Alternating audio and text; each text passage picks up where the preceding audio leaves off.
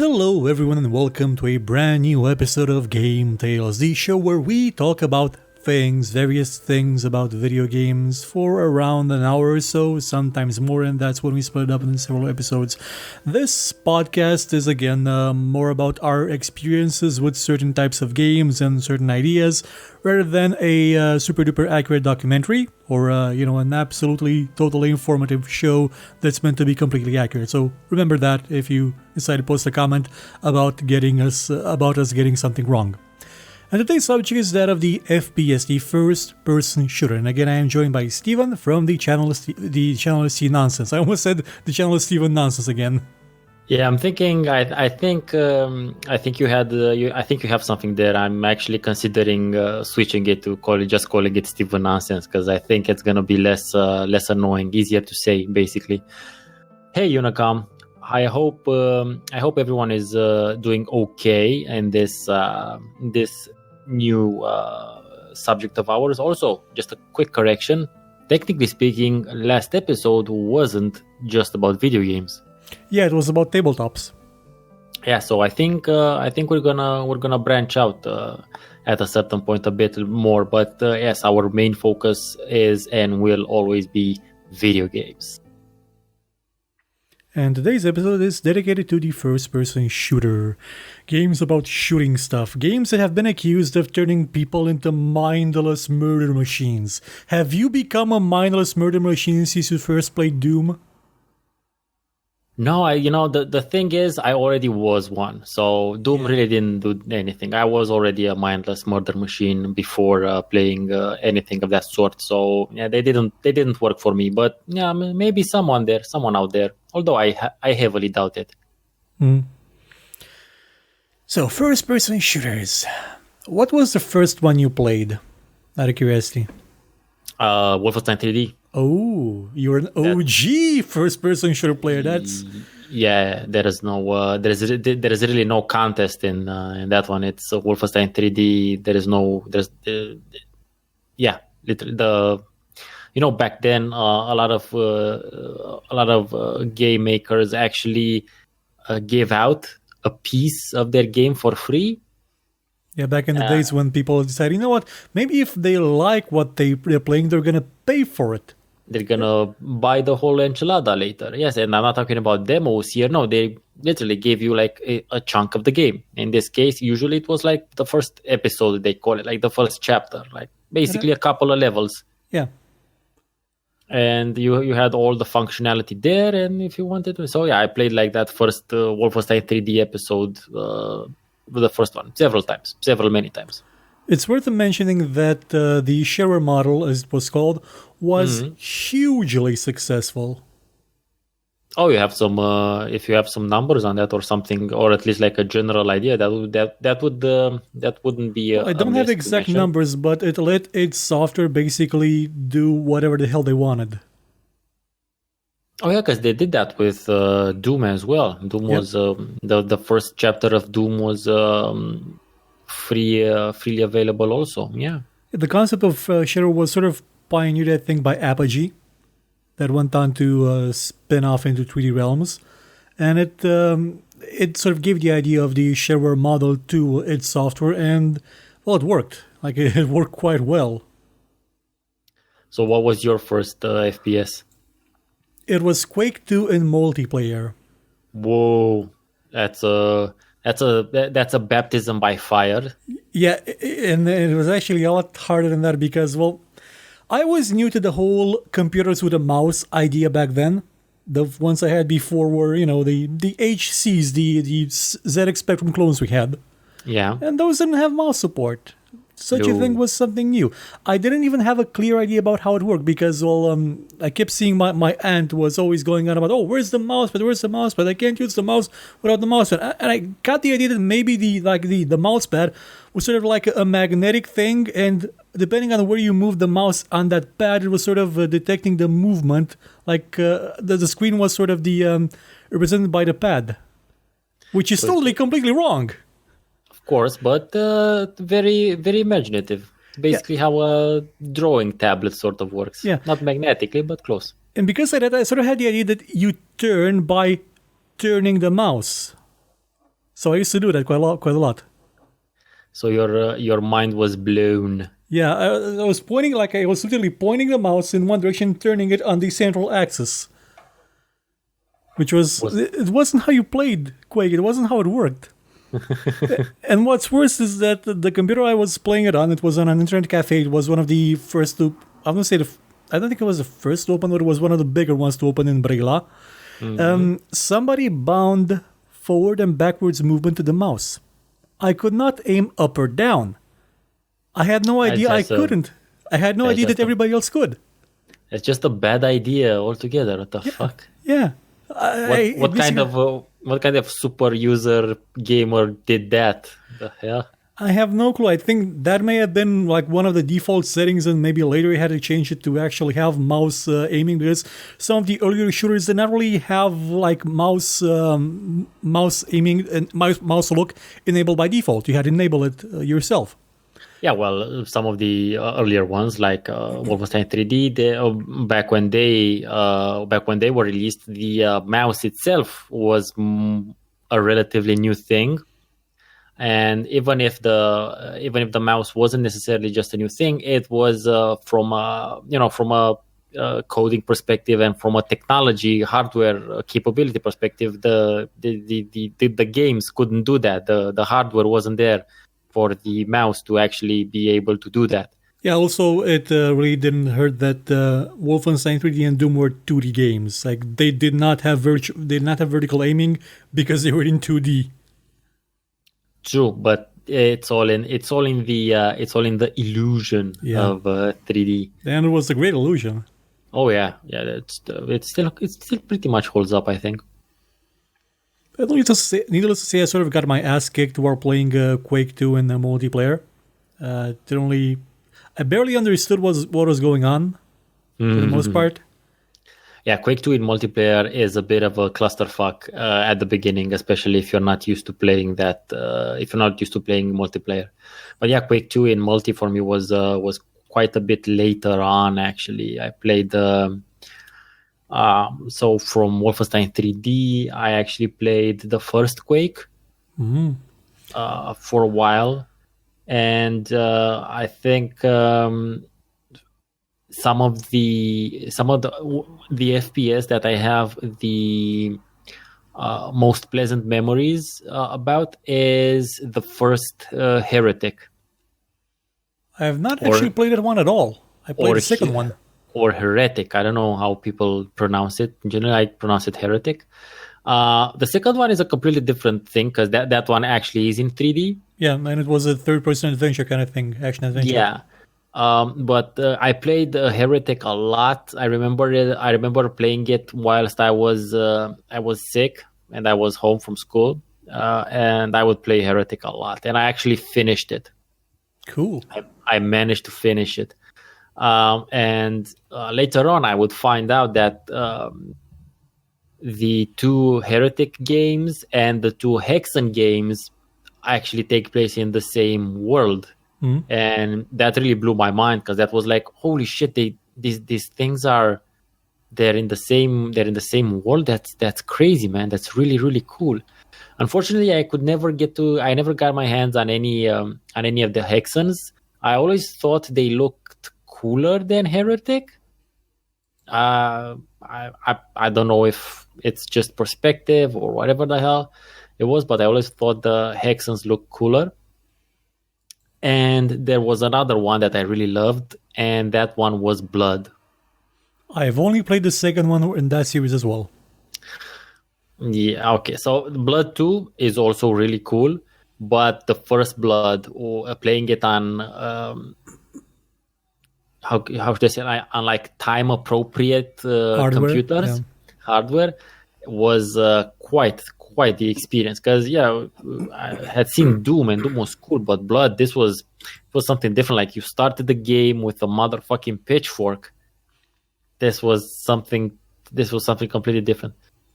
Yeah, it's sort of there was an age back then where even though a lot of developers were making the same kind of game, first-person shooter, they were making Doom clones, they each sort of had their own niche. With Heretic, you had more of the fantasy element, and with Blood, you had more of the horror element. Then came Shadow Warrior with the ninja element. Well, actually, yeah, and Duke Nukem cannot not mention the Duke over there. Mhm. It was a great, but I guess yeah, Duke Nukem was a bit later on. Yeah, they did do that, and I think it was whilst they were all Doom clones and as far as the mechanics go, I think the fact that they each of them had their own niche, I think it actually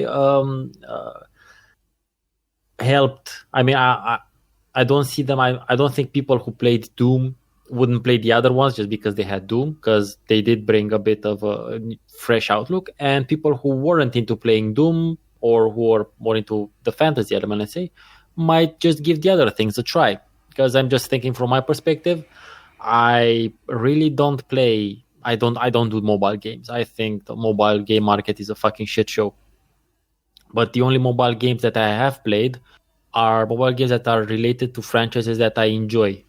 I played a Magic the Gathering puzzle quest game and Fallout Shelter. So I think this would have worked back then as well.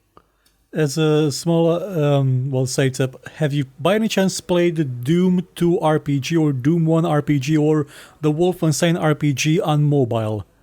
They were released No, no, like no. 15 years ago or something. I haven't done any of those things. So Doom, the only one that I've played is Doom 2 RPG, and it is still a first-person shooter, but it is turn-based. It has a bit of a puzzle combat element to it, sort of like Legend of Grimrock, like the old sort of tile-based games. But you have weapons from Doom. You also have three characters: the classic Doom guy, a different kind of marine, and I think a scientist. And it's a complete parody of Doom. It still has everything that Doom has in it, but it adds RPG elements that it completely laughs at. Even though they're still a core part of the game, you still level up, you still gain stats, but you gain stuff like endurance by finding a treadmill and running on it. Okay. Well, is it spoofy on purpose, or Yeah, it's on purpose because enemies will drop all sorts of useless garbage. That's okay. actually fun. You find like a half-eaten teddy bear on a monster or something, or some used Okay. tissue paper. And it's got dialogue too in it, and it's a great game. If you have a mobile phone from 2005, go play it. It's amazing. I think it would be easier to find find it on and run it on some sort of an emulator. Probably because it's made in JavaScript or Java. Yeah. So, what year would you say you played your first FPS? What year? Yeah.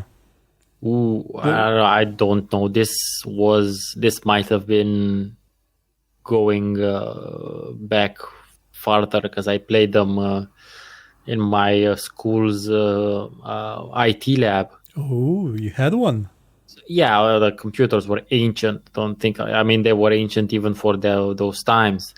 Well, But to be fair, the college I went to, the engineering college I went to in 2005 2007 had 386 computers on it.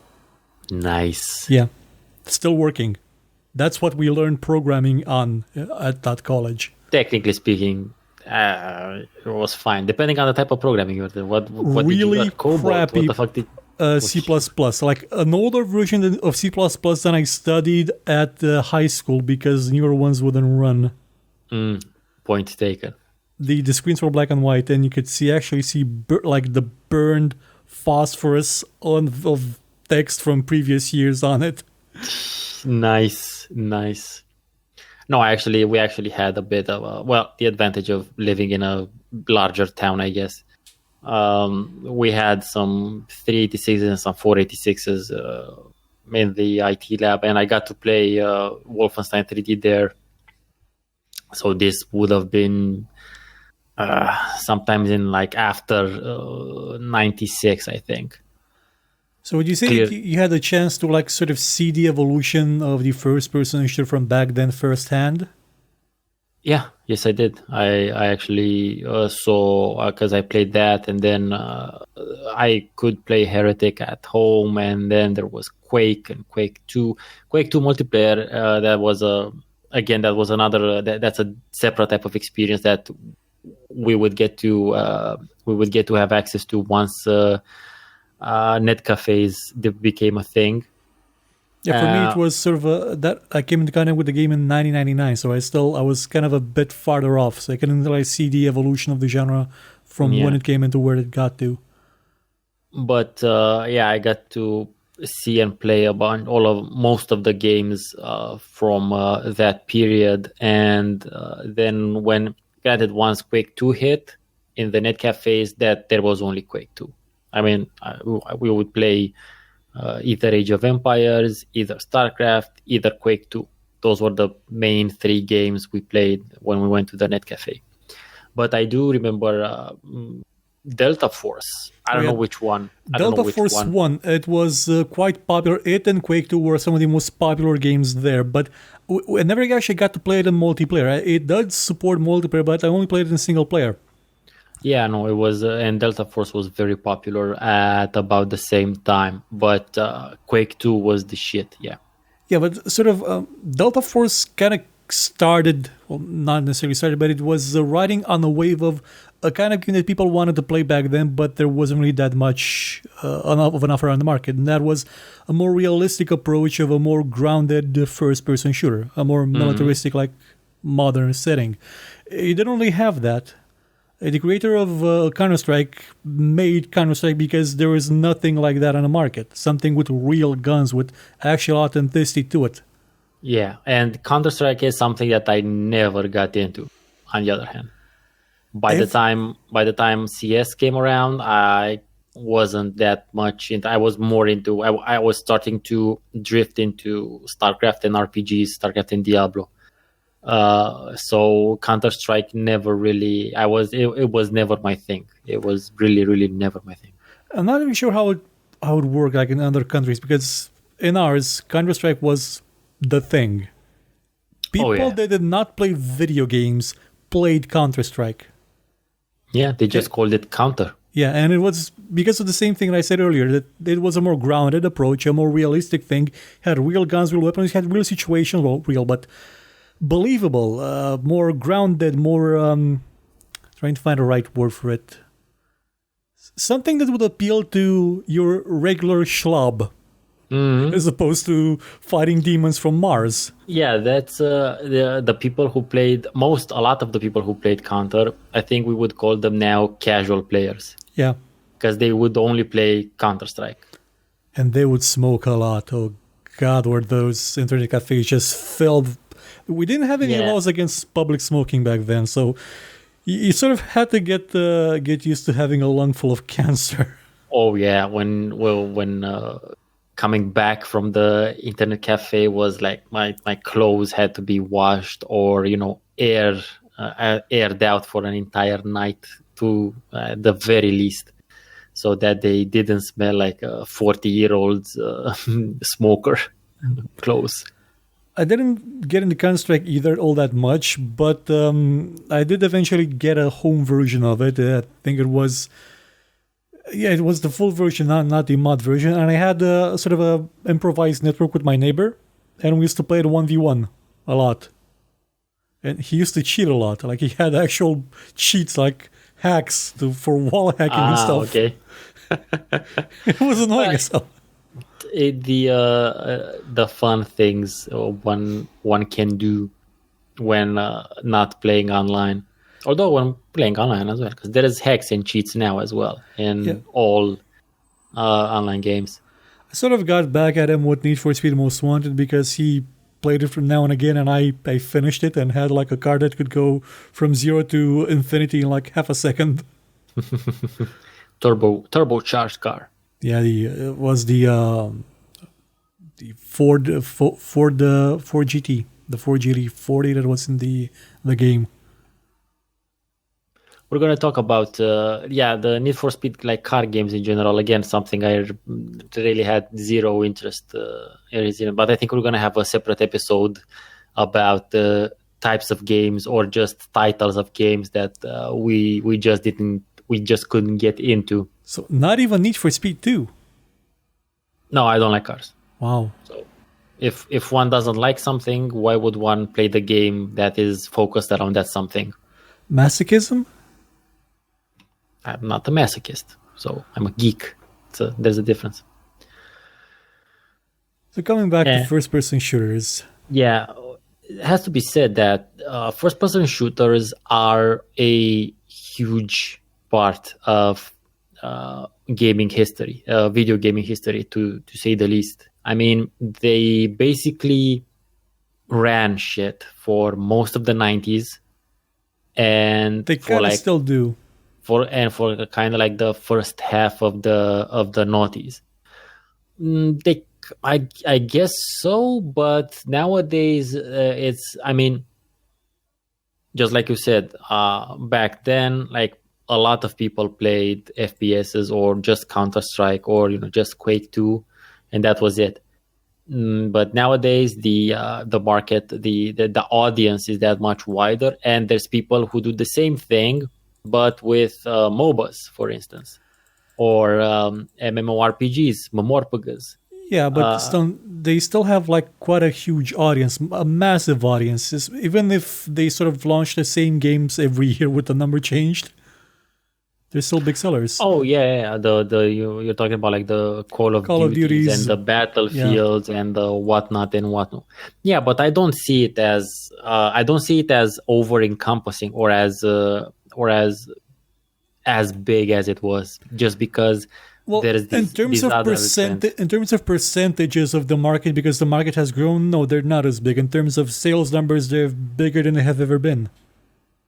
No, I'm not talking about sales numbers, because the games are more expensive than they were anyway, especially now that they're becoming services. Yeah, they're still selling better. Like Overwatch sold like what, 30 million so far, which is good for Blizzard. But Overwatch, I think Overwatch is a lot of Overwatch's initial zing was because of Blizzard's reputation.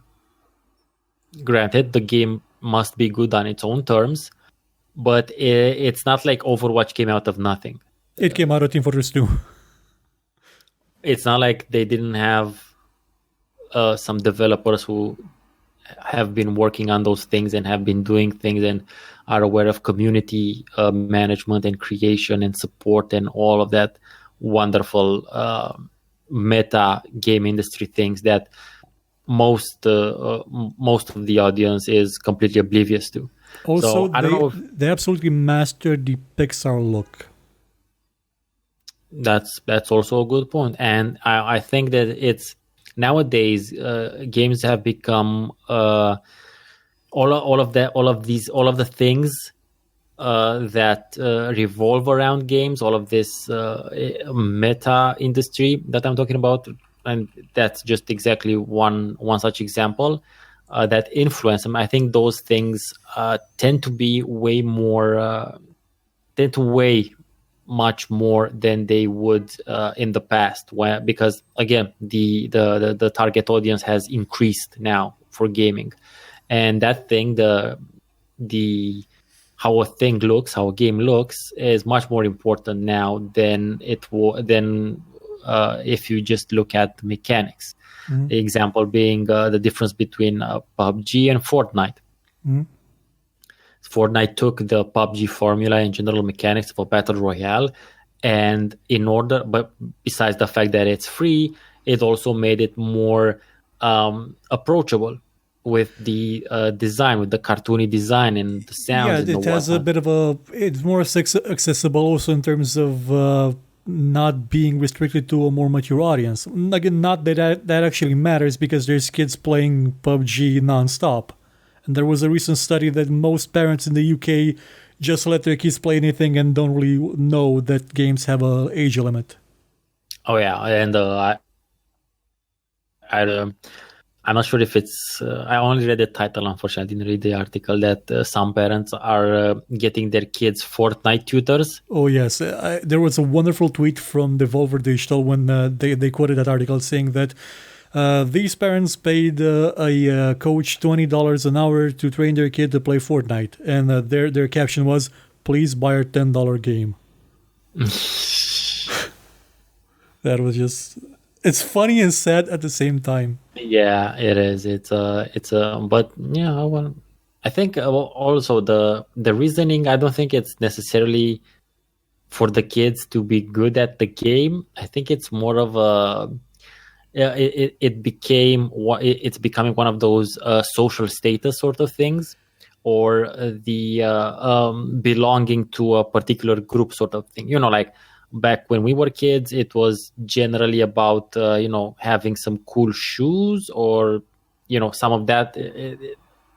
Or having an LED yo-yo. That was the thing in my neighborhood. Having an LED yo-yo. I never got one, but one of my neighbors had it, and it was the best.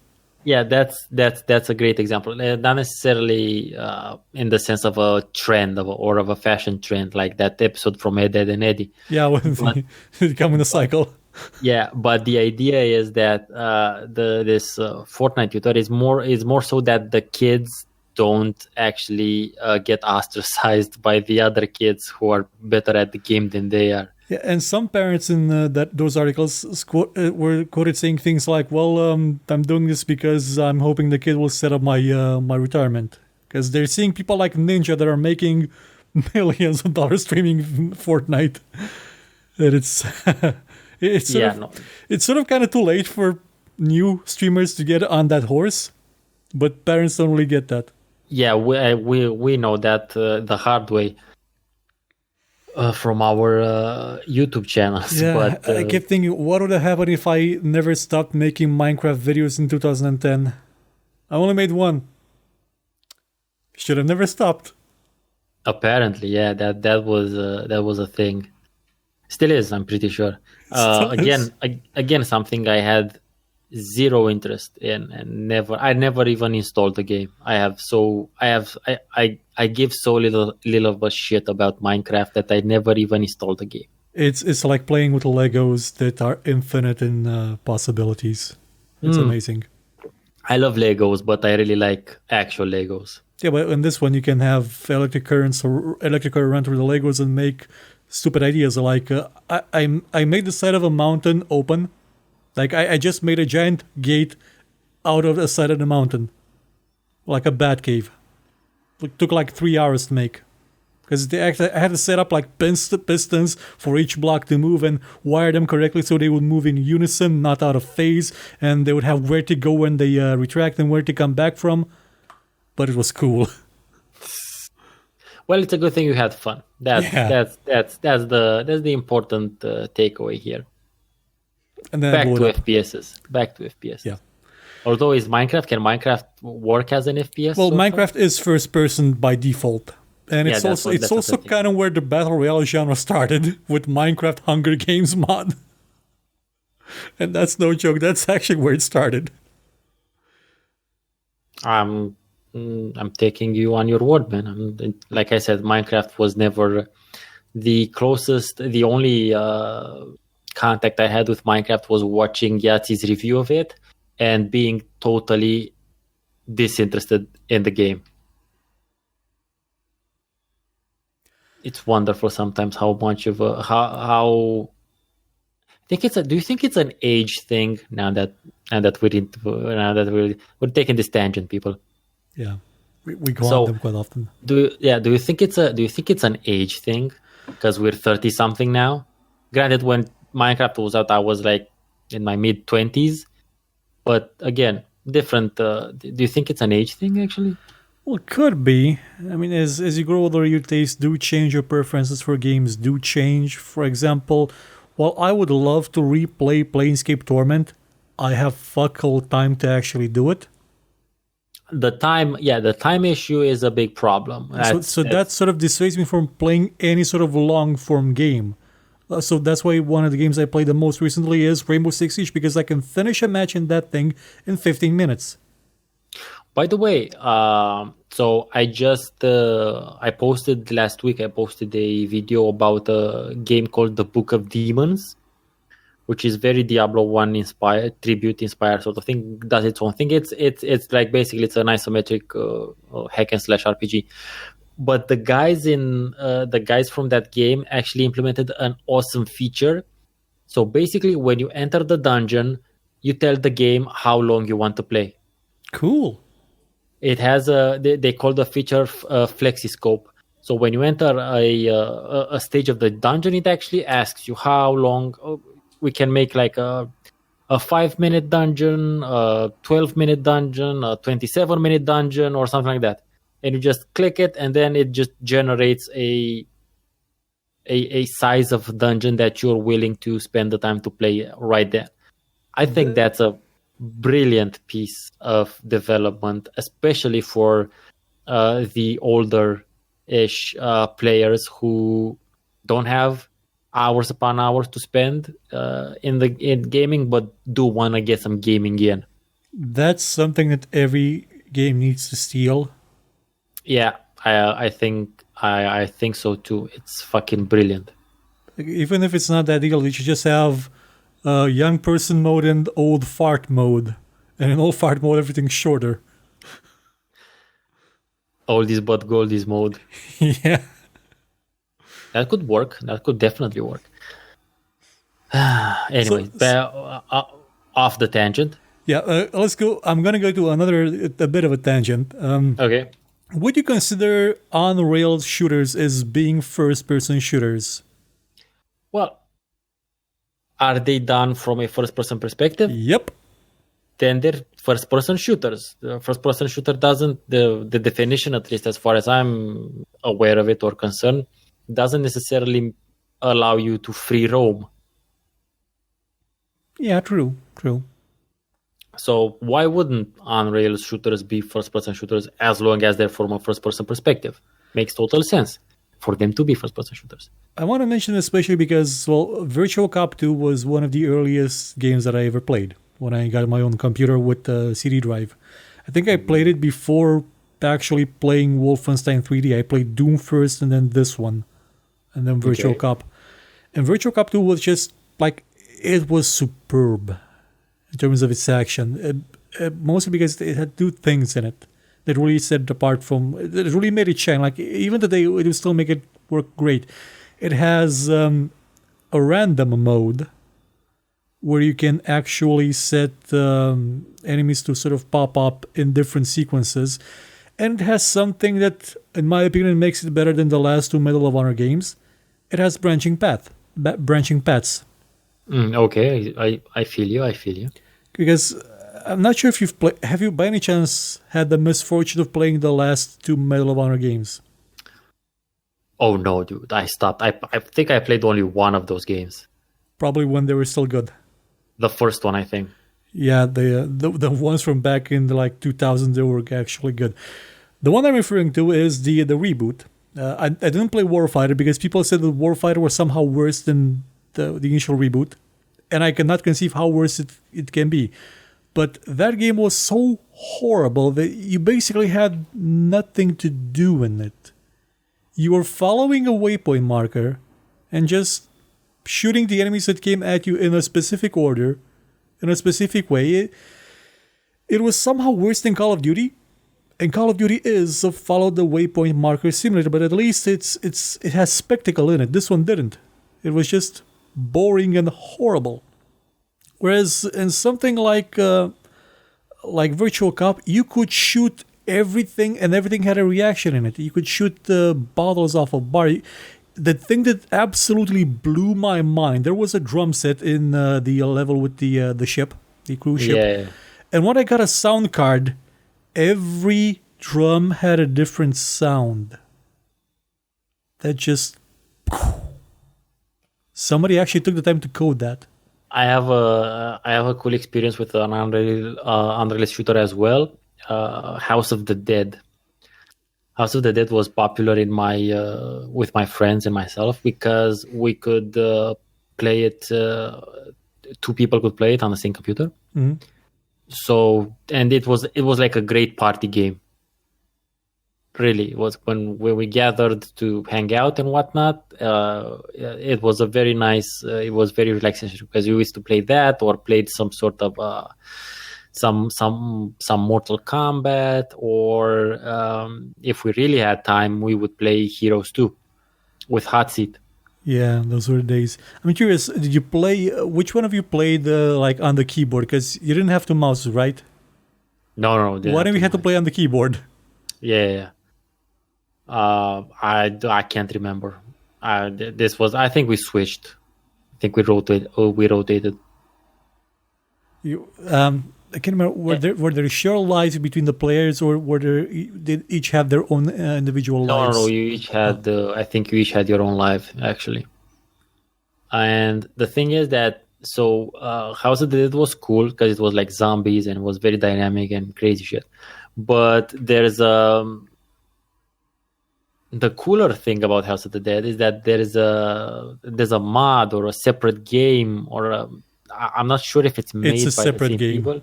I'm gonna look it up and see if it's made by different people. I don't know if it's made by the same people or anything, but it's something called Typing of the Dead, which is basically the same game, only that instead of guns, you actually have keyboards, and in order to kill your enemies, you have to correctly spell out the words that appear on screen. Okay, so it was initially a mod for House of the Dead 2. Okay. So, and it's funny. It's really funny, but it's also really good because it helps you with your typing skill. It may also sort of induce panic when you sort of try to type and you're being killed by zombies. Sort of ingrains that idea: if I don't type correctly, I'm gonna get rid of my zombies. And if there's anything that's gonna improve your one spelling is the fear of being eaten by zombies. I think it's been proven scientifically. Yeah, but that fear is always gonna be there. It's gonna drive you it's gonna tire you out a lot quicker than a regular need to type normally. So I think Unreal shooters are a proper FPS. And what I liked about them is that they were very approachable, like super approachable. Because you don't need to move. My dad could play it. My dad actually enjoyed playing Virtual Cop 2 once I got the gun with 99 bullets in it that he didn't need to reload. He actually enjoyed playing it. And that's not something you can say about the actual older generation. Yeah, but if I try to get him to play any other shooter, he just doesn't like moving around, like that stuff. Though he did like Silent Hunter 2. He played that one quite a bit. What's Silent Hunter 2? It's a submarine simulator game. Oh, it's that. Okay, that one. It's the kind of stupidly detailed submarine simulator game. Yeah, because you don't move. You just... Yeah, you mouse around. You set dials and knobs and fire torpedoes. Yeah, and give out orders. And the series, starting from the third one, I think, or the second one, they were made in Romania by Ubisoft Romania. Yeah. I heard that as well, yeah. They were quite janky. Like, you can tell they were made here. They were good. They were pretty decent though for the time. Also, submarine simulators. Yeah, that's a niche within a niche. And I kept confusing Silent Hunter for Silent Service, which is the Microprose one, and Silent Service 2 looks just like Silent Hunter 1. Like they have the exact same graphics almost, but they have very, very different approaches to the submarine genre because have different things you do. And also when you die in Silent Service 2, there's like a crown of flowers and reed on the water, just in the waves. Mm-hmm. Just randomly spawns there. Yeah, when you die, so it has a cinematic there. Ooh, show where you died. Okay. That's how I figured out I had not played Silent Hunter 1. That's the only way I figured out it wasn't the same game. At a certain point, that's better late than never. Yeah. Okay, so back to first-person shooters again. Back from the tangent. You know what wasn't that big of a deal when and where we grew up? Unreal Tournament. Yeah, I'm actually sad about that because I loved it. Oh my God. There was some Unreal Tournament being played, but not a lot. No, not especially not in the net cafes where, like I said, it was Quake or Delta Force and then Counter-Strike. Yeah, Quake 3 was big here, but Unreal, and I can't really understand why, because Unreal to me is the clear superior game compared to Quake 3. Oh, sure, the Unreal Engine could not draw circles to save its life, but the amount of weapons it had, the variety of the weapons, the fact that you could kill somebody with a disc you threw behind you in the other room by accident, the smiley face on the big ball of death you used to launch from the flak cannon, it's just amazing. Yeah, sometimes sometimes some things just catch on and some things don't. It's something that happens, especially in the music industry. Like there's stuff that was popular in Europe and that the rest of the world really hasn't heard of, and vice versa. So I think this was one such case, because it's not like the games. It's not like we had a marketing or advertising or something like of that nature to influence our choices. They were all pirated games. There was really nothing to influence the wider scope of gamers. So it was just literally what the masses chose, and the masses chose Quake 3 over Unreal Tournament. Well, it could also be that the masses were used to Quake 2, and they just transitioned from Quake 2 to Quake 3. Oh yeah, with Unreal, they started from nothing. That's totally. But again, it's like that's the reason and the motivation. So that's why it happened. But that doesn't take away from the fact that it actually happened. So that's just why it happened. Maybe. Again, I'm really sad about this because Unreal Tournament had so much to it. It had bots that were actually good. Like the only reason the game exists is because somebody wrote bots for Unreal, and they were so good that they actually put them into their own game. And I think it's the same person that made the bots for Quake. Like it was a fan. I don't remember his name, but it was a fan. He just wrote some bots for Quake, and they hired him at Epic to make bots for Unreal, and they made a game about it. And isn't that cool? That's how you're. Isn't that the dream of every modder out there? Oh, and the demo of Unreal Tournament, it actually still works. It still has servers functioning. It's still being played.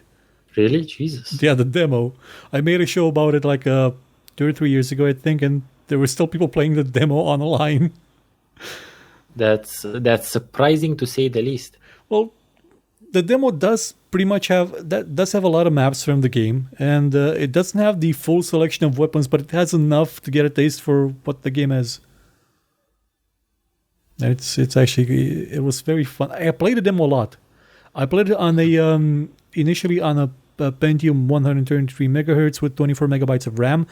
Technically, the game required 32 megabytes of RAM, but as long as you did not have a sound card, you could play it on 24 at the 300 by 200 at about 10 frames a second. Yes.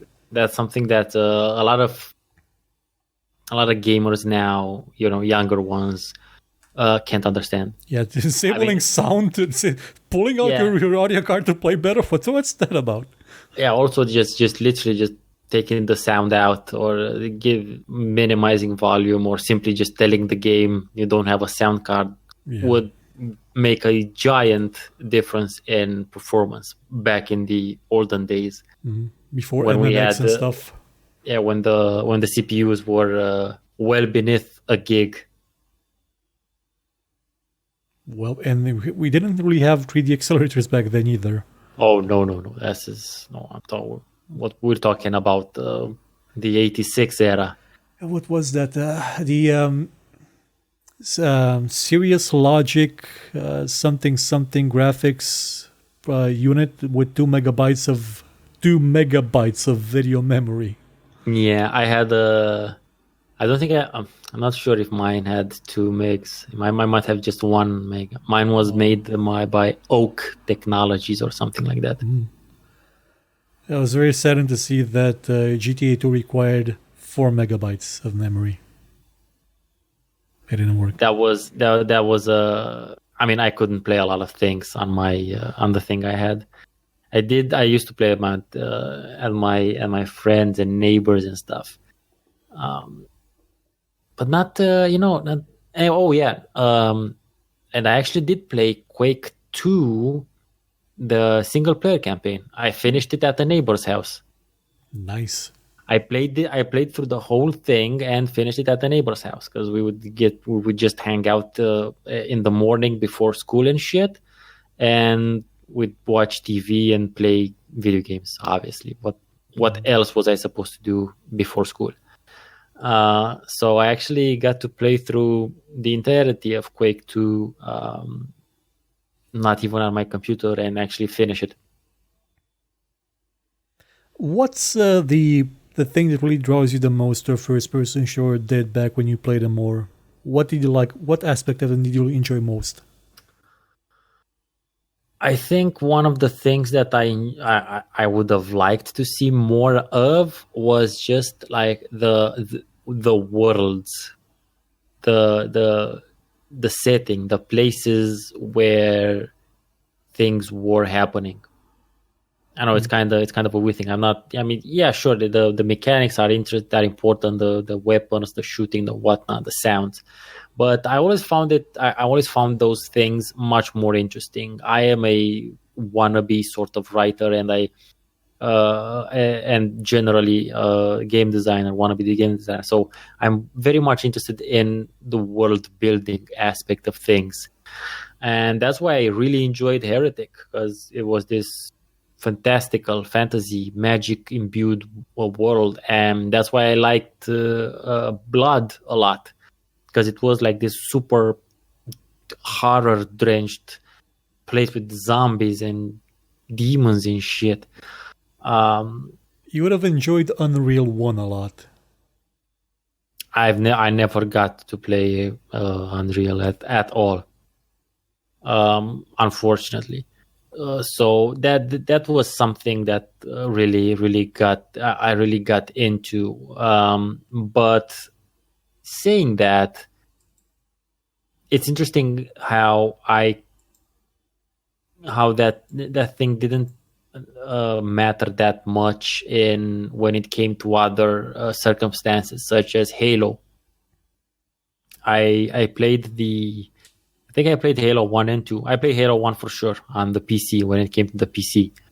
And what I liked about Halo 1 wasn't necessarily the story or the characters or whatever. No. I really liked Halo because it limited you to 2 weapons and a bunch of grenades. Really? So in that particular case, I really liked the more realistic approach, let's call it, because it's very few situations where after a certain while, you kind of get bored of being able to carry 8 weapons with you and the assorted ammo for them. Mm. At least I did. So I liked Halo for that. I never really cared about playing it multiplayer at all, and I know that's what Halo is famous for. But yeah, never really cared about that, and nor did I ever really care about Half-Life. And really? I think we're gonna have to. I think we're gonna have we have to have a special episode on Half-Life at a certain point. Probably, yeah. Out of curiosity, going to Halo a bit, what was your take on when exactly did you play? Like, did you see something like the trailer for Half-Life for Halo 3 before playing Halo 1 by coincidence? No. I played Halo 1 just as it was released for the computer, for the PC, for Windows. By that time, I had a capable computer. I only got to play Halo 1 after seeing the trailer for Halo 3, the first teaser with I have fought for gods and demons, I am your shield, I am your sword. And that just got me pumped for what this game could be about.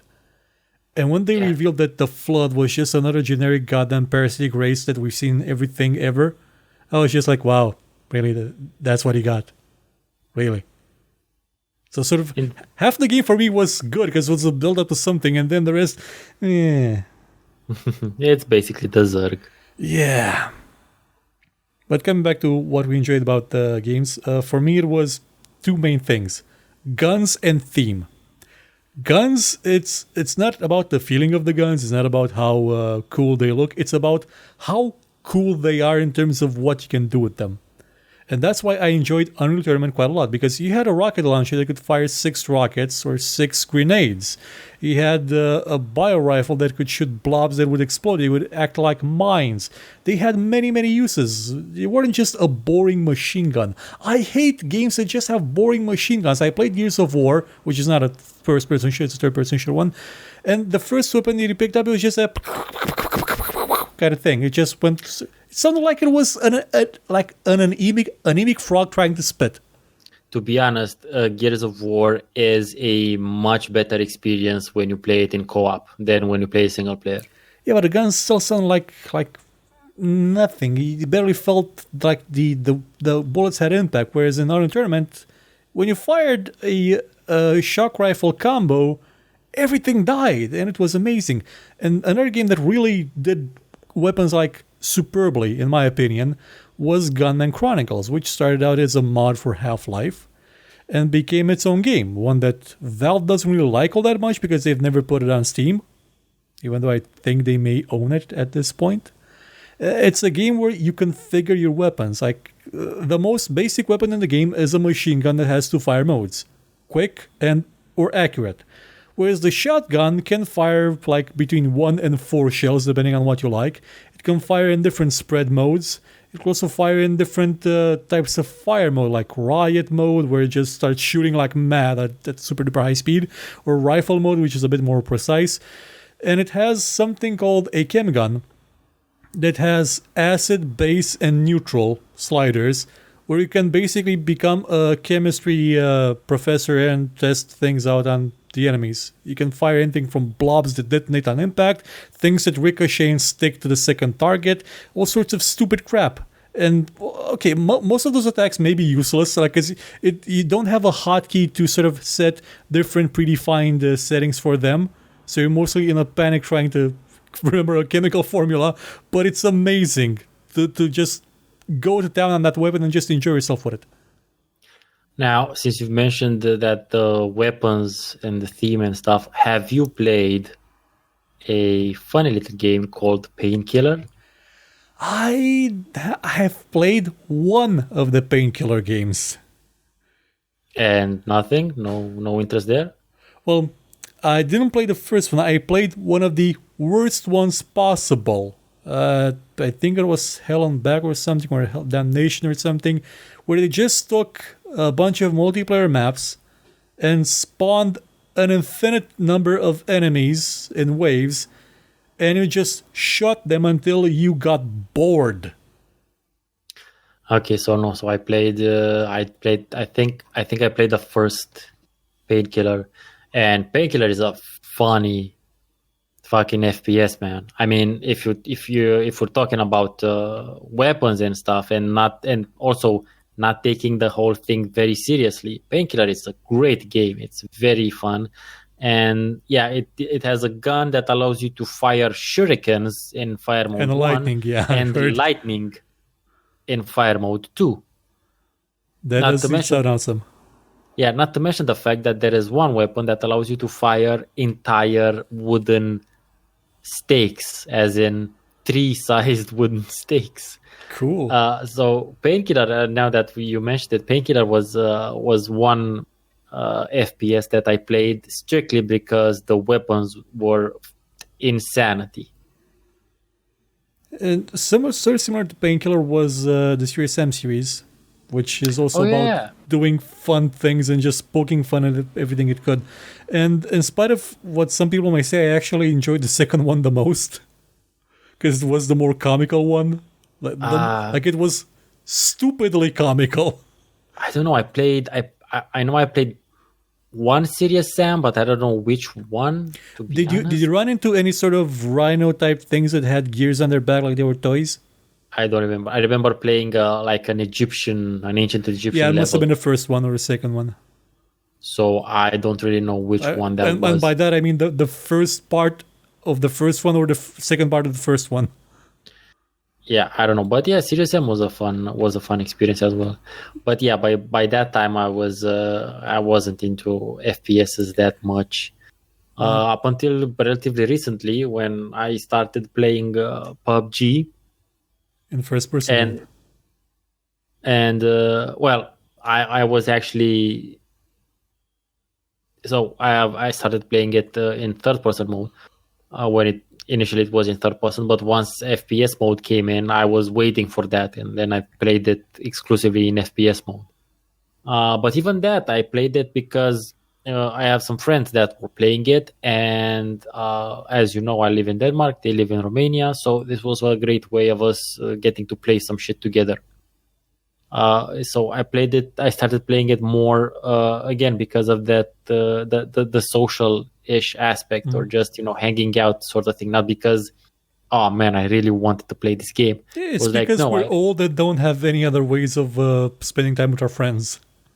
yeah, I was like, oh, I'd really like to play something with my friends, and this is pretty fun because yeah, it fucking is fun if you play it with friends.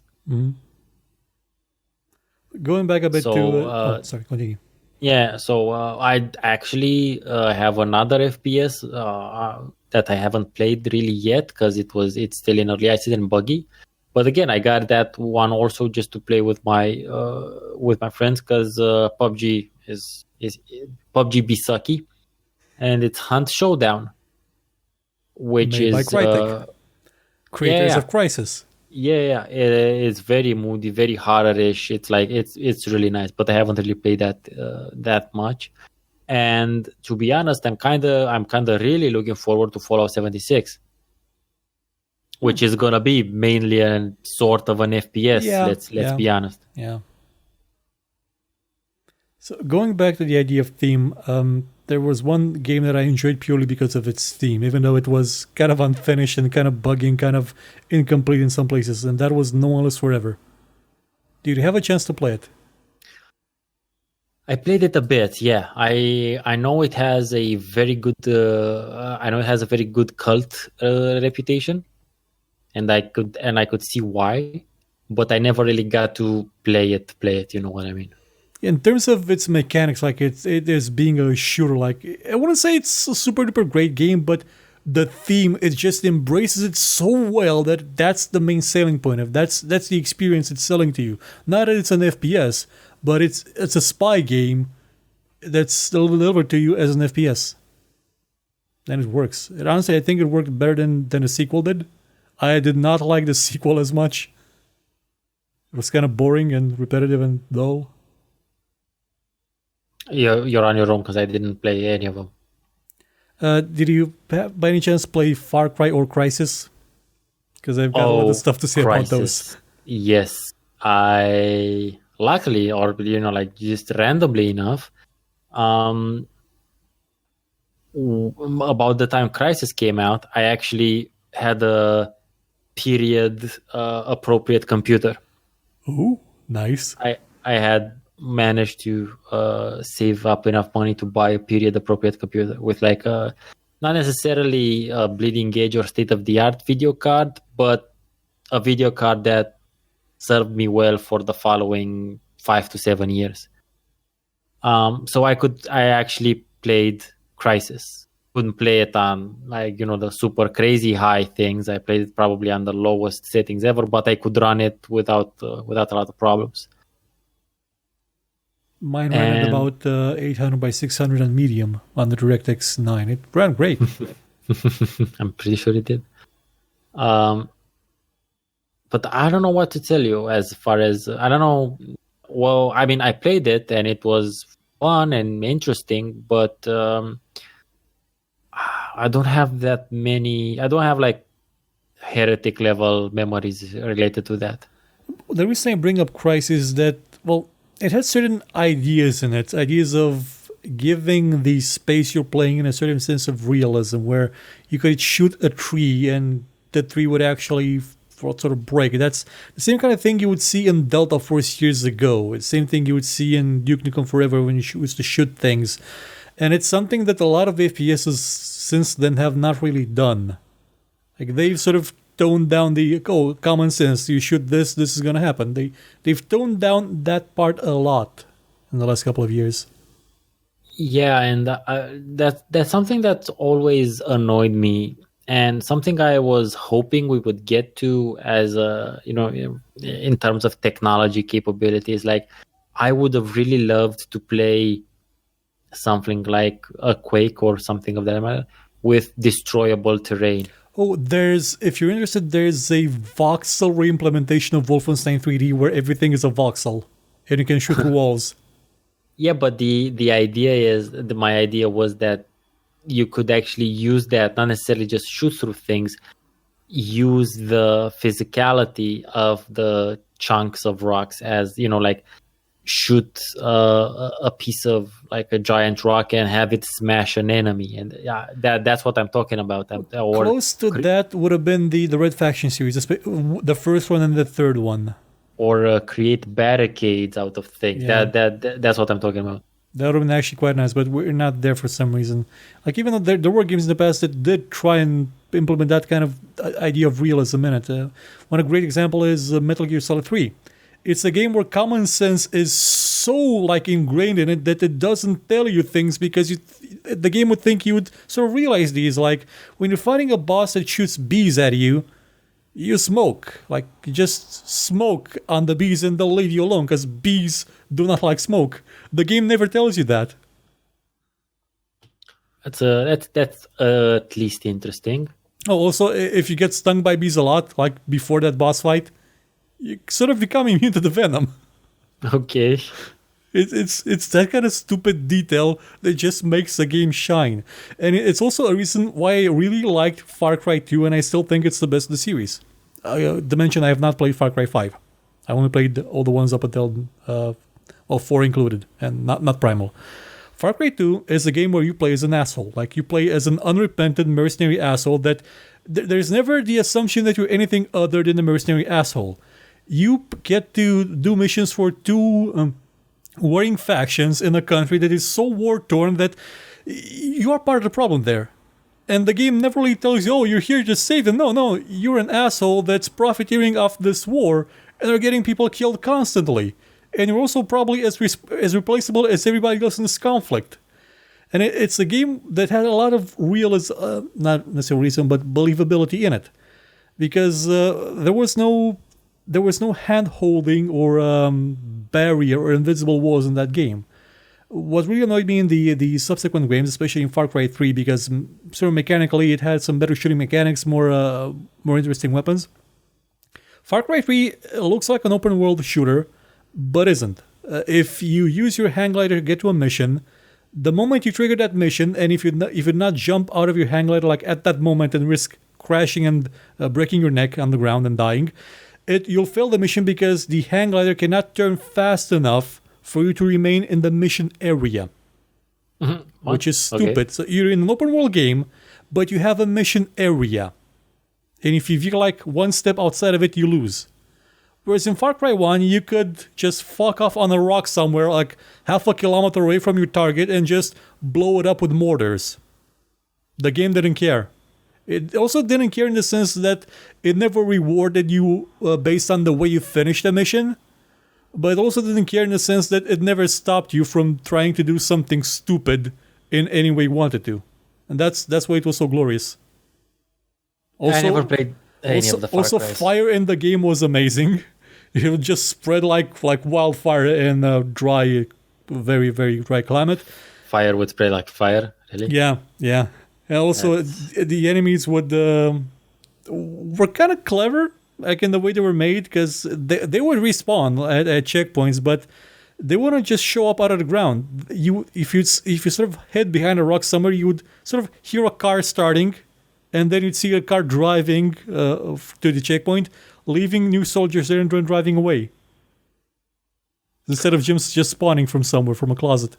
Oh, I just remember now a super duper cool FPS that we have to mention. Is it by any chance Soldier of Fortune where they mocap being shot in the balls?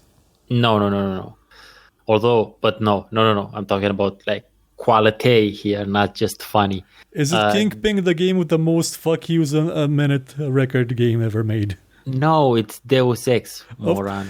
Well, Deus Ex is more of an RPG because I would have put System Shock here as well. I think it's more of a sure, but it still works as an FPS. Yeah, but especially the Human Evolution one. well, yeah, Human Revolution is a lot more of an FPS because they no longer base your chance to hit on your weapon skill, which is something that the older ones did a lot more often. I know. I always thought. I mean, it obviously can be an FPS and it can also be an RPG. Well, in that case, Like, Deus Ex sort of does a lot of great like things. you can have. Well, it's like saying that dungeon crawlers aren't RPGs because they're FPSs. They're from a first person perspective. Sorry, not FPS. No, they're still RPGs. Only they're from a first person perspective. Yeah. See my point? So yeah, they're both things. Just like Deus Ex is both things. Can you play Deus Ex from like third person perspective? Well, no. Yeah. So. But you also have melee in it. And melee is a very viable option. Because and that way we sort of get into more nebulous things of what an FPS is. Is Thief an FPS even though you go around and just black checking people in the head and stealing stuff? I don't know if it's a S. It can definitely be an FP. It's definitely a first person thing. Because there's a lot of FP games that I'm not sure if I can classify as an FPS. One great example is System Shock 1. First person stealth game. Yeah, it's a first person sneaker. So it's still an FPS. It's a first person sneaker. Yeah. You have a point. And, I don't know. Maybe. I mean, the thing is, can you play it as an FPS, as in like gung ho? Not necessarily can you finish it or are you successful with it, but can you do that? I think. Considering that the bow has been like one of the most popular weapons in FPS in the last couple of years for some reason, yeah, you could play a Thief with a bow and try to kill people and you would fail at it badly. Yeah, I think so. So I think the test would be if as long as you can play it as an FPS or as close to an FPS as possible. I think you can categorize it as well as an FPS. Maybe not.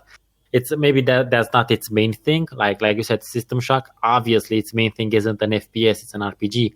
Mm-hmm. But it is from a first-person perspective, and there is a bunch of shooting going on, and it's real time, right? Yep. Also, the first one wasn't an RPG. The first one is more of a simulation type of affair. You do not gain stats. You sort of find upgrades that you shove into your body, and that's optional. It does have you do shoot things, but it's sort of more like an adventure game gone wrong in the sense that things went bad, and now you have to kill things instead of just solving puzzles. Whereas the second one is more of an FPS RPG hybrid. So I think they can. I think Deus Ex is definitely in the FPS genre overall. Don't think we can take it out just because it has elements. Because if you talk about it, then all of the recent very popular things. Yeah, because they all have RPG mechanics now. Yeah, except for the battle royale stuff, they all have RPG mechanics in them. So can't really. Yeah, it's there. It's not a purebred, not a pure blood FPS, but it's definitely there. Oh, and speaking of this, there's the Jedi Knight series, especially Jedi Knight 2, which is one of my favorite games of all time. But as an FPS, it is god-awful. Because the weapon you use the most is the Imperial Blaster Rifle. And in that game, they decided, you know why the Stormtroopers can't aim for shit? Because that weapon never shoots straight. And that's the weapon you use for most of the game. It never shoots where you aim. But about a quarter of the way through the game, you get a laser sword, a lightsaber, and you don't care about guns. You get a laser sword. Yeah. Because apparently the Disney is listening and we can't use the trademarked terms. Yeah, and when you get your laser sword, you just don't really care about guns anymore because you can deflect bullets and chop people in half, and it's great. When you get your heated plasma cutting device, It actually amazes me how many people try to shove lightsabers in their games and just pretend there's something else. There's Night Watch, which is a series. It's a series of books made from Russia. And it was also a series of movies, and it was also a game, a turn-based tactics game. And in that game, the lightsaber was a flashlight. You just had a flash, and you turn it on, lightsaber. Yeah, we did that when we were kids. Yeah, it was amazing with the sounds and everything. With Vroom, vroom. Me and my brother used to do that with balloons. Oh yeah, the sound is close enough. Yes. Mm. So coming back to the idea that first-person shooting encompasses that too. Laser sword. Encompasses more than that. We also have Vampire the Masquerade Bloodlines, which is a game that I absolutely love. It's Deus Ex with vampires. But I think you can play that in third person. Yeah, but you can also play it in first person, and when you're using guns, first person is recommended. To be honest, the Bethesda Fallouts should always be played in first person as well, because in third person it's just it's clusterfucky. Kind of nah. So what other shooters we haven't talked about yet, like important big ones? Well, Half-Life's one, because there's more to say about it in a separate episode. Yeah, no, I think we went through most of the major ones, at least the ones that I'm aware of. I mean, played some Quake 5 at a certain point, but Quake 5? Yeah, or 4. I don't know what it was. I've played the demo, the first one. No, it was called Quake. Was Tournament or something? Quake Champions, like the recent one? No, not recent. No, this was like many years ago. Must have been Quake 4, because that's the last one that had a story. No, because I didn't. No, this was only a multiplayer game. Quake was only a multiplayer. Quake Live. Okay, probably that thing. Yeah, it was Quake 3, but online only. No. This had new graphics. And vehicles. Oh, it had vehicles. It had like tanks and shit. Quake Wars. Probably that one. Which was a sort of a spin-off of the greatest first-person multiplayer World War II game ever made, and that was Wolfenstein Enemy Territory. It's a multiplayer game that still has players in it, mostly bots, but it's a superb game. Like, I've played that thing for hundreds of hours, I think. That was Call of Duty before Call of Duty. That was Battlefield before. Well, not exactly Battlefield because it didn't have vehicles. It was more simplistic, but it was a fantastic multiplayer shooter. Like it was sort of at the same level as Counter-Strike was for a lot of people, and it was free. See, what else have we missed? PlanetSide. By any chance, did you play the first PlanetSide game? No, I'm not even familiar with the title, to be honest. PlanetSide is a faction warfare multiplayer MMO where there's 3 factions fighting for control of several continents on several planets, and they're basically gigantic wars with hundreds of players. The first one was technically impossible to make with the technology they had, so they didn't do things like add ballistic-based weapons every time, so they had hit-scan weapons. But the second one, which they released a couple of years ago, does have a lot of ballistic-based weapons and battles that are usually composed of several thousand people trying to achieve an objective together. Sort of like a larger-scale version of Tribes, which is the original, screw you, we have 138 players, you cannot beat us in terms of battle size type of game. Oh yeah, vis-a-vis. Yeah, I think the FPS has definitely migrated to an almost exclusive online. It's a lot easier to make these games. Like even the I don't think the current Call of Duty that's going to be out this fall will have a campaign in it. Just to be fair, they have really shitty campaigns most of the time, especially Battlefield. Battlefield 3 had a campaign that was just mind-bogglingly bad. I only played like 10 minutes of it because it was horrible. You didn't have any choices, anything to do. You were not even enjoying a cinematic. You're playing QuickTime events. So I remembered some of the. So obviously there's the recent games, the things like Destiny and Titanfall and things like that. Which Destiny definitely FPS, Titanfall close enough, I think. Well, it's absolutely an FPS, but it has a superb movement system that Call of Duty copied in one tour of their games. Um, but they tried the MMO. They tried to make MMO FPSs earlier. I remember playing something that was called Hellgate London Oh yeah, for a while. So they were trying like a first person shooty version of Diablo, kinda. yeah. It's the same thing they tried with Tabula Rasa as well.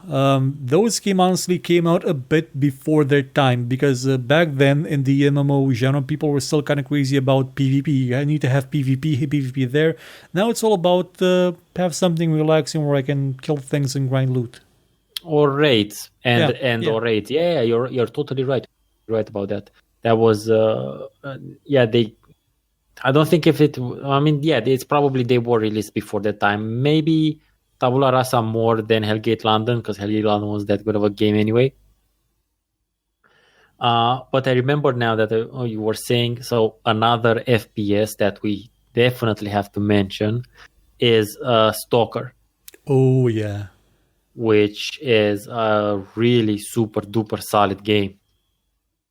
For those who don't know, Stalker as a game was delayed. Like, it was one of those games that was classified as vaporware alongside Prey, which Prey, if you don't know, was going to be technologically what you sort of wanted. A game where the terrain was destructible to create barricades. That was what the original Prey was meant to be. We eventually got a Prey that wasn't exactly that, but it was close-ish in the idea with portals and stuff like that. One of the other vaporware games was Doing of Forever, which we eventually got, and it was oh god no. And the other one was Stalker. Like, it was delayed for years and years and years, but eventually it did come out, and it was quite good. It didn't exactly feature everything they promised, to the point where there is a lost alpha fan mod that tries to make Stalker great again, if you will. Uh, But the game itself was superb. It wasn't just a shooter. It was a world that had things living in it. It had a life yeah. simulator system. It had a definite survival um, feature to it to a certain degree before this was a thing. Mhm. And the setting is almost literally close, near to us. Yeah, I used to joke that I can look out my window and see Stalker. I still Yeah. can. Not to mention that I was born a couple of months before the Chernobyl accident happened. Mhm. And yeah, this is something that our listeners from Western Europe or from America don't really know. But in Southeastern Europe, it was we we grew up under the gray shadow of that thing, because whenever you got randomly sick, there was always the nagging doubt in the background of your head, of your mind, that maybe it's cancer, and maybe it's because of Chernobyl. And this isn't an exaggeration. Like, our parents were told back then, at least mine were, to not drink the water. Oh yeah, yeah, no, that was a thing. So and keep us in as much, keep us, the babies, the kids, keep us behind as many walls as possible, basically. It was a horrible, horrible thing. Yeah. So it's not for us. The game kind of looked and felt a bit more familiar than it would from just a fantasy or a LARPing point of view. It was very close to home. Mhm.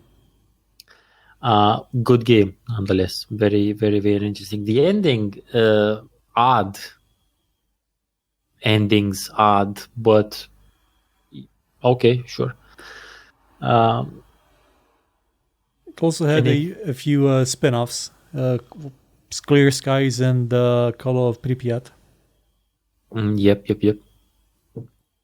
There was another game. There was another FPS. Oh, dude, I have to say, Project IGI. Oh God, yes. We would call it Project Iggy. Project Or Iggy. Yeah. Holy shit, man! That game. We used to joke because Project Iggy comes from Project I'm Going In, and I'm Going In. Its sequel was Project Ico. Project I'm Coming Out. Okay. Also, Project Ico is the name of the studio that made Ico. The game. Yeah, the game with the little girl and the little boy that has horns. The prequel to, or I think it's a prequel to Shadow of the Colossus. So that was just a fun FPS because there was nothing really serious about it, to be honest. Like you could jump and shoot, you could jump while looking through the sniper scope. Mm-hmm. That was fun.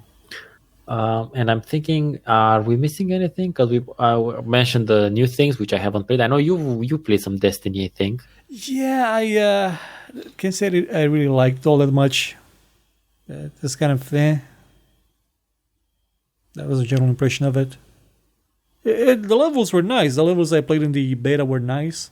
I actually have the full game because I bought it by mistake off Humble Bundle. But I never activated the code. I think we're going to give it away at some point on the channel.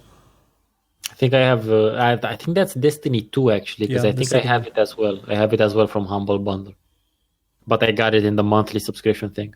Yeah, me too. I forgot to cancel. I got it.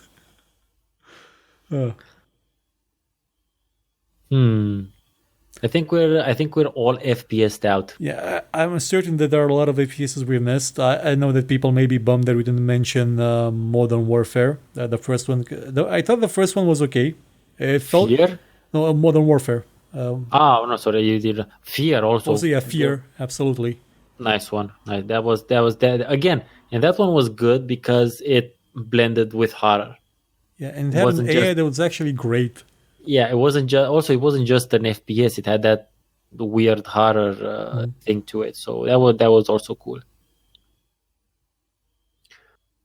Anything else? I don't know. I think mentioning Modern Warfare. Modern Warfare was probably the last good campaign that a Call of Duty game ever had. It was short. Like it felt like a really excited kid, like dragging you by the hand to show you what cool toys the kid had. But it was fun at least. The other ones were just bad. Very bad. I do have to. I'm actually following.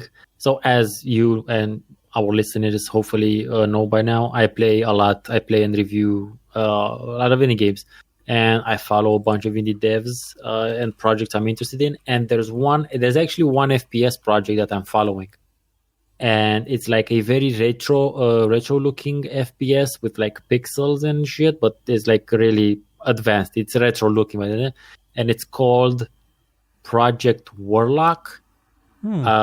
I don't know if they changed it in the meanwhile, but yeah, if you're interested in something retro looking but really crazy cool, look up Project Warlock. Just as a by the by, like let me check if that's still what they're calling it. Till then, we should probably mention BioShock, as we also mentioned System Shock as well. And you did mention Team Fortress 2 a bit. Sure. BioShock was fun. Yes, it's still Project Warlock. You can find it on Facebook. They have a page on Facebook. And I think that's pretty much it. I mean, there are a lot of first-person shooters. I mean, we weren't even in the console first-person shooters. Like we had the N60. We didn't have N64s when you grew up. We had Terminators, like we covered a couple of shows ago. Yes. So we did. You won't get anything about Perfect Dark or GoldenEye from us because we don't really care. Yep. No, it's not our games, as it were. Yeah. We didn't get to play those. Nope.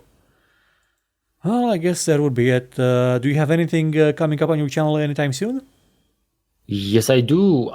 Next week, I will be posting a gameplay video / walkthrough of the first part of Paper Sorcerer. which is an older.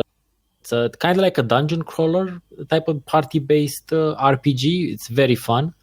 It's older actually. It's from 2013. It kind of suffers because of that, but it's a really nice experience. And I'll also be starting up my own podcast finally, Ooh. as I've been threatening. I'll be starting with a quick podcast talking about a TV show called Final Space. I've never heard of it. Well, watch and or listen to the podcast. It's gonna be like 12 minutes long, so it's not that thing. It's not that long, and you might wanna check it out because it's super duper awesome. Oh, it's a recent one. Yeah, it's so yeah, that's what's coming up on my channel. Dos videos next week, not just uno, dos. Nice. What about you? Well, let me actually check the schedule. You're gonna have. There wasn't a new show this week because I didn't have time to make it, but there will be hopefully one. Well, no wait. When this airs, it is technically next week. So this week there will be a new show this week, but there wasn't one last week because I didn't have time to make it. You're gonna have probably a show about Starfleet Command and well the other ones with the actually now that you mention it. What I just said probably is in the past. Yeah. So yeah, because we're one episode in front actually. So sort of. Yeah. So what I just said was probably happened this past week, and this the next week, which is give me a second to check my schedule since you asked. We're gonna have we sort of touched a bit on the idea of common sense in video games, and I'm gonna have a show about it this week. This week, with how sort of common sense started going in video games a while ago. Okay, so actual next week I will be having a video on a super duper old school city builder called Afterlife, which is super crazy awesome. And most likely the podcast will be about the first season of a show called The Rain. We'll see about that one, but Afterlife is a definite sure thing. So I guess that's it. We're getting close to 1.5 hours, so it's been a very meaty FPS-driven show. And again, I know there's a bunch we haven't covered like at all. We barely spoke about Call of Duty when it was good, or Medal of Honor when it was good, because there was a time when they were good. I guess it's true, but I don't have that many memories. I mean, I played them, but they just went past. There was time when they were actually good in terms of their campaign, not just their multiplayer, where they actually had impactful ones. Yeah, definitely. I'm talking about the campaigns here. I mean, I remember one of the Medal of Honor difficult campaign with a sniper at a certain point. I remember something, but that's kind of about it. I've, much more hardcore. The Stalker is much more hardcore. Yeah. Well, we're gonna see you again when we're gonna see you again. Have fun, everybody. Take care and have a pleasant week. Goodbye. See ya next time.